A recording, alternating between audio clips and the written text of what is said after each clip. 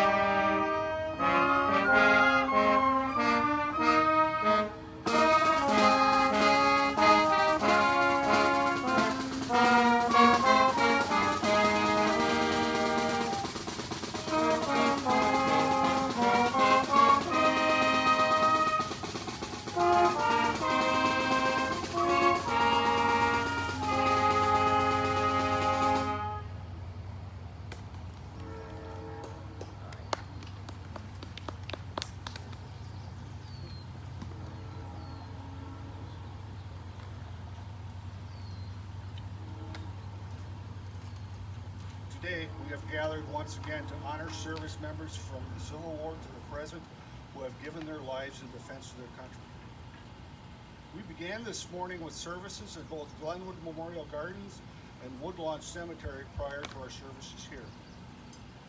It has been 150 years since General Logan first called for remembrances to be held to honor the memory of those individuals who paid the ultimate sacrifice in war between the states. Memorial Day was founded specifically to honor our war dead, who have earned and deserved our utmost respect. Most of their names are not listed in any history book and are largely unknown except for their name on a tombstone and the memories of their families and comrades. These brave men and women are the very reason we have America, why America remains free, and why America has been and is a symbol of strength. Our country is these things and more because of those who have donned the uniform and sacrificed with their lives. This place and many others across the country and foreign lands are their resting places. Whether here at the cemetery or during other holiday weekend activities, please take a moment and reflect upon the real reason for the long weekend and who earned it by their selfless sacrifice on our behalf. Thank you. We'll now have invocation by Chaplain Veith.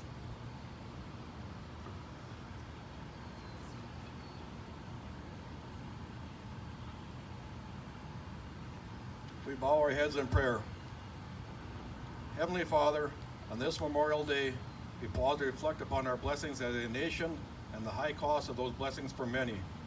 Thank you for the freedom we enjoy in this country, for opportunities to flourish, and for the security of our land. Thank you for those who have served in the armed services of our country, risking their lives for our liberty. Thank you for those who have given their lives in service to our country, sacrificing in such a costly way for the sake of others. Thank you for the days set apart, not just for celebration, but also for solemn remembrance, as we consider the sacrifices of so many in our military. O Lord, may we be more aware of how blessed we are as a nation. May we be more grateful for our blessings, more faithful in stewarding them well, more eager to share them with others. In your name we pray. Amen. Now we ask everyone to join us in reciting the Pledge of Allegiance.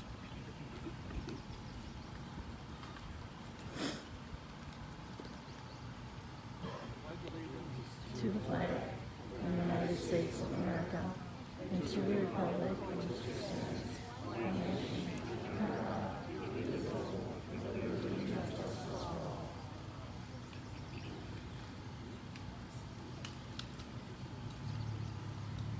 We will have a reading of the Gettysburg Address by Commander Lloyd Anglo of Post 39.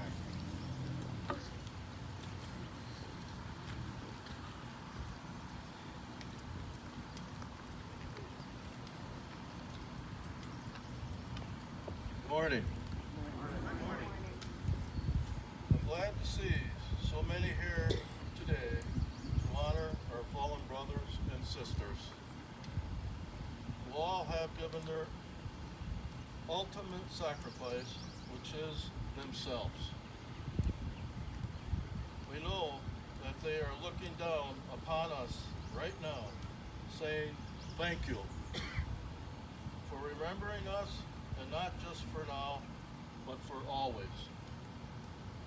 And now, I have the honor to recite the Gettysburg Address by Abraham Lincoln, November 19th, 1863. fourscore and 7 years ago, our fathers brought forth on this continent a new nation conceived in liberty and dedicated to the proposition that all men are created equal. Now we are engaged in a great civil war, testing whether that nation, or any nation, so conceived and so dedicated, can long endure. We are met on a great battlefield of that war.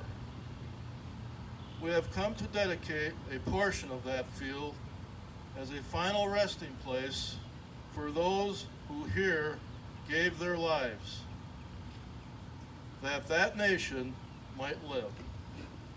It is altogether fitting and proper that we should do this. But in a larger sense, we cannot dedicate, we cannot consecrate, we cannot hallow this ground. The brave men, living and dead, who struggled here, have consecrated it far above our poor power to add or detract. The world will little note, nor long remember what we say here. But it can never forget what they did here. It is for us, the living, rather, to be dedicated here to the unfinished work which they who fought here have thus far so nobly advanced. It is rather for us to be here dedicated to the great task remaining before us, that from these honored dead we take increased devotion to that cause for which they gave the last full measure of devotion. That we here highly resolve that these dead shall not have died in vain. That this nation, under God, shall have a new birth of freedom, and that government of the people, by the people, for the people, shall not perish from this earth. Thank you.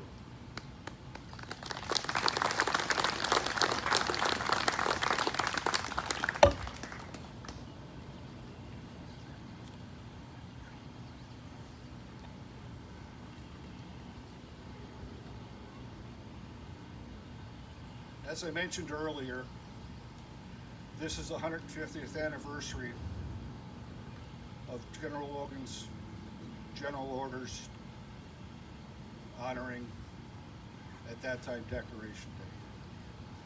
The 30th day of May, 1868, is designated for the purpose of strewing with flowers or otherwise decorating the graves of comrades who died in defense of their country during the late rebellion, and whose bodies now lay in almost every city, village, and hamlet churchyard in the land. In this observance, no form of ceremony is prescribed, but posts and comrades will in their own way arrange such fitting services and testimonials as circumstances permit. We are organized comrades, as our regulations say, for the purpose, among other things, of preserving and strengthening those kind and fraternal feelings which have bound together the soldiers, sailors, and Marines who united to suppress the late rebellion. What could aid more to ensure this result than by cherishing the memory of our historic dead who made their breasts a barricade between our country and its foes. Their soldier lives were the reveille of freedom to a race in chains, and their deaths the tattoo of rebellious tyranny in arms. We should guard their graves with sacred vigilance. All that the consecrated wealth and taste of the nation can add to their adornment and security is but a fitting tribute to the memory of their slain defenders. Let no wanton foot tread rudely on such hallowed grounds.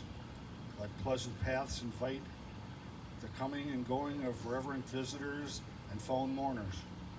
Let no vandals of arrogance or neglect, nor ravages of time testify to the present or to the coming generations that we have forgotten as a people the cost of a free and undivided republic. If other eyes grow dull, other hearts slacked, and other hands cold in the solemn trust, ours shall be kept it well as long as the light and warmth of life remains to us.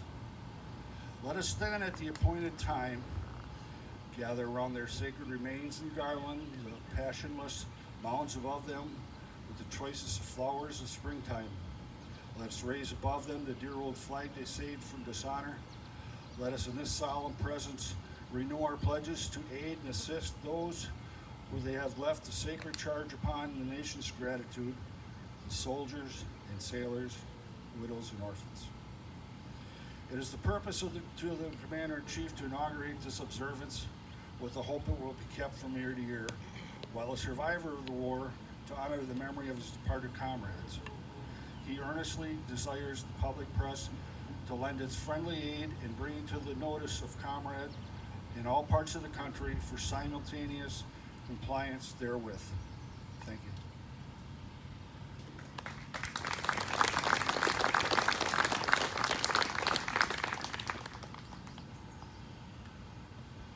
Would you please welcome today's first speaker, the Honorable Steve Genisot, Mayor of Marinette.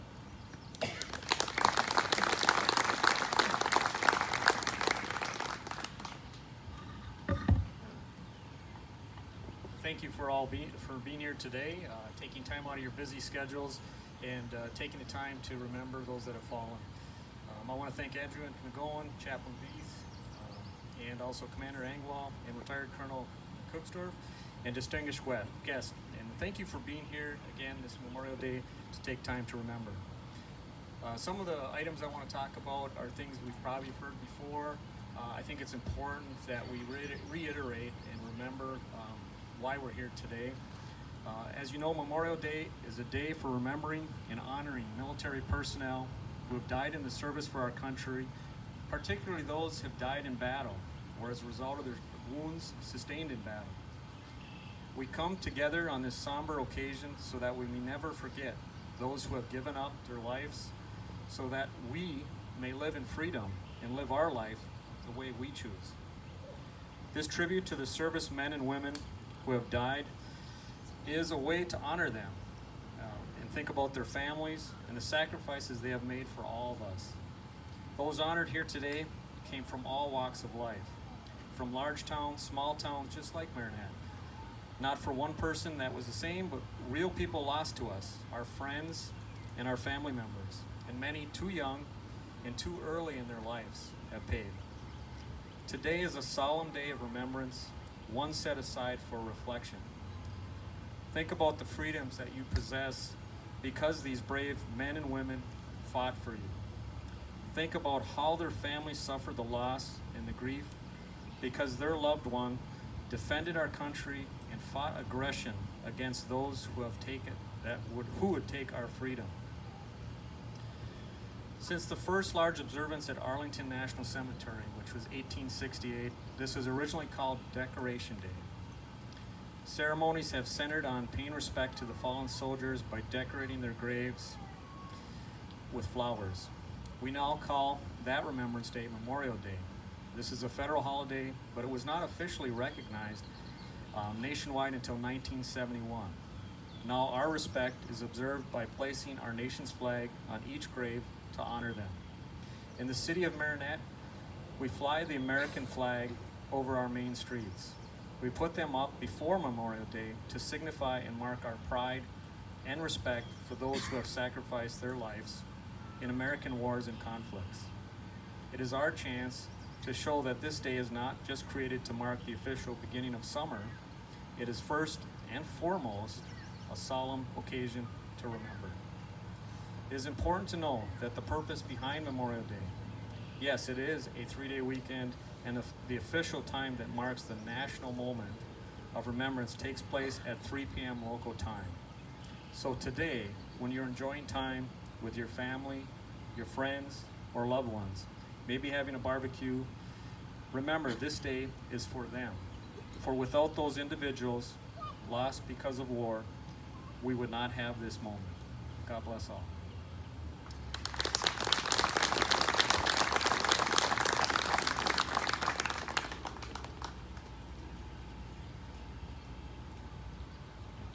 We will now have a musical selection from the Marinette High School Band.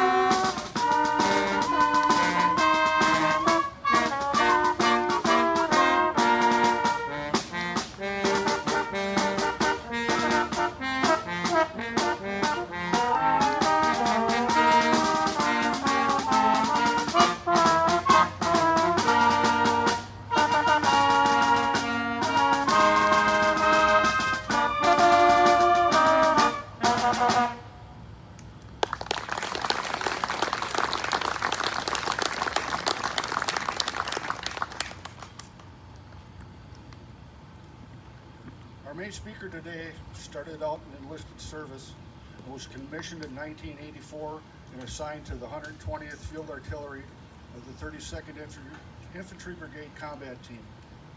His many assignments have included deployment in Operation Iraqi Freedom and obtaining a master's degree in strategic studies from the U.S. Army War College. He's retired after 34 years of military service. Please welcome our speaker, Colonel Richard Cooksdorf.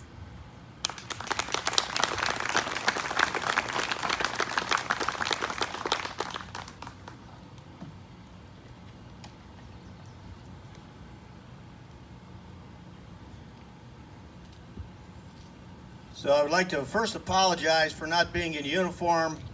I'll just say I didn't wear my uniform because I'm not quite in the same fighting shape I was when I stopped wearing the uniform. So I appear in suit and tie. But I would like to thank the VFW and the Legion Commander, Chaplain, Mayor, Post 39, Lieutenant Colonel retired Ellis Lanyar, and the city of Marinette for allowing me to be a part of your 2018 Remembrance and Memorial Day. I'm proud of each and every one of you that took the time out of your day to honor and remember our nation's veterans.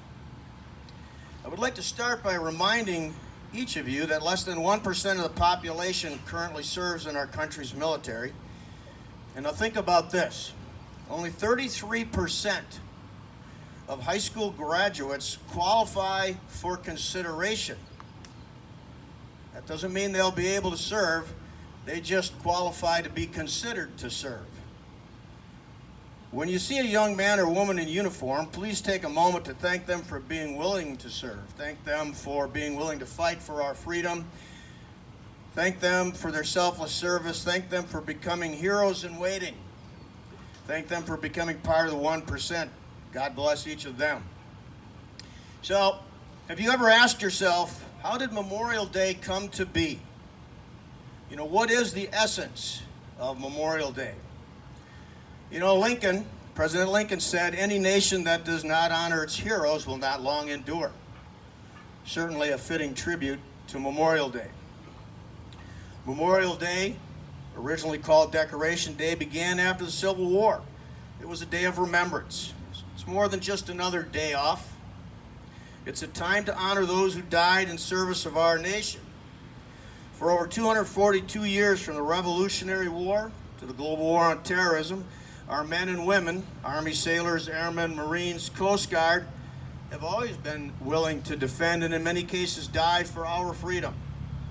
And the way of life that we enjoy, but unfortunately most Americans take for granted. I was talking to some of the veterans here, and we were talking about all of those people that whine and moan about how bad America is. It would be nice if just for maybe a month they could be sent someplace other than America, and maybe they would appreciate what they have here. So let's take a look at your town Marinette, about 10,000 people. I tried to do a quick count here. I'll be generous and say there's 200 people here. So about 2% of your population is present. So would you like to ask yourself, so where's the other 98%? What do we do on this day? Why do we take it for granted? For most people, what is Memorial Day? It's a day off from work. It's a day to open the cottage. It's a day to drink beer and party. It's a day off from school. And we've certainly fought for the right for all of those people to enjoy those things, and I wouldn't keep them from it. What have we as a nation forgotten? Do we still teach social studies and history at home? Do we teach it in school? You have to pause and wonder, what is the essence of Memorial Day? I'll ask each of you now just to reflect for a second. What do you think of when you think of Memorial Day? Wouldn't it be great if we had a time machine and each of you could just for a minute be transported next to one of your friends or coworkers that aren't here today? And you know they're not at work, so they don't have any reason not to be here. And wouldn't it be amazing if you could appear in front of them and say, hey, how come you do not take a little time to remember? What is Memorial Day? Why is there a Memorial Day? Some here have experienced combat. For those that have fought for it, life has a special flavor the protected will never know. You have never lived until you have experienced sudden and violent death in combat. The veterans pray harder for peace than most because we are too familiar with war. We lost our first man on August 2nd, 2005 at 13:10 hours.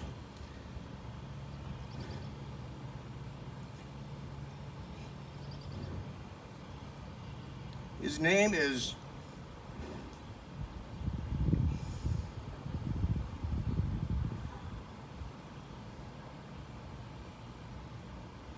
Sergeant First Class Michael Allen Benson.